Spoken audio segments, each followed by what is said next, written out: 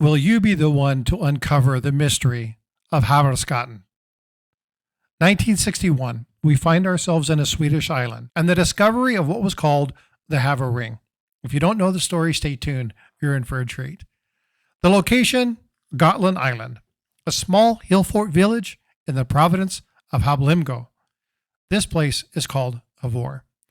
Located in a meadow about 3/4 of a mile from the main farm, Stora HAVOR, which is still a working farm today. The identification of a fort that was built over 2,000 years ago and predates Iron Age Rome. It borders a mire and is amongst some of the most idyllic scenery. An amazing piece of history was uncovered. Archaeology team only had a short time to review and determine the best place to begin their excavation. And this hill form mound seems like it was going to be the best place. See, it was surrounded by an ancient wall. It stood about 3 feet tall and was about 150 feet around.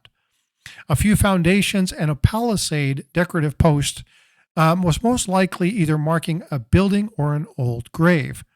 Now, the area they chose as their initial digs, they would find some denarii minted around 112 AD.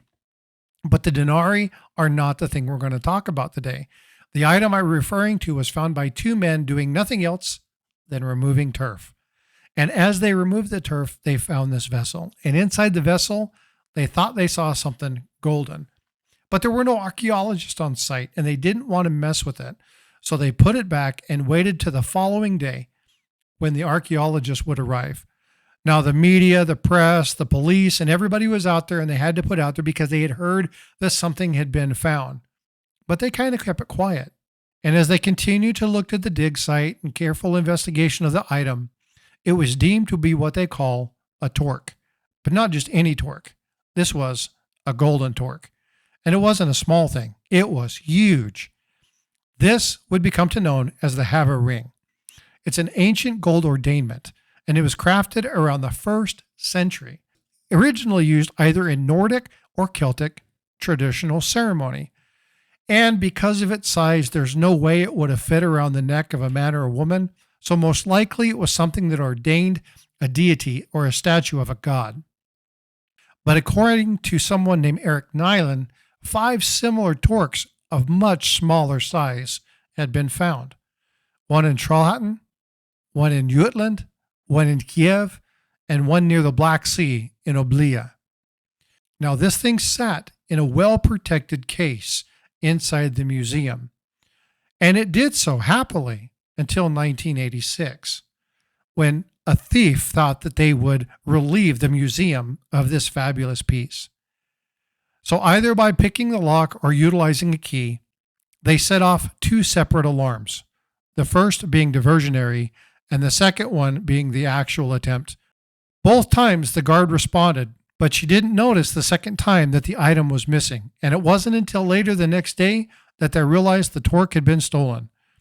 Investigators searched all over the place, but they couldn't find who did it.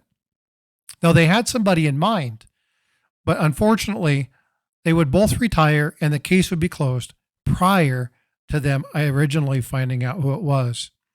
Their belief, somebody who had worked at the museum. Here's the twist. The person was sentenced to a psychiatric care facility, of all things, kleptomania. Unfortunately, there they died. Now, they were able to get a copy of the torque prior to it being stolen, and a copy of it still remains. But where's the original? You have any ideas? Perhaps you want to take up the investigation. If you enjoyed this story, hit that subscribe button, but don't go away because there are 2 more stories over my shoulder of intrigue, murder, mystery, or great silver hoards. Check them out.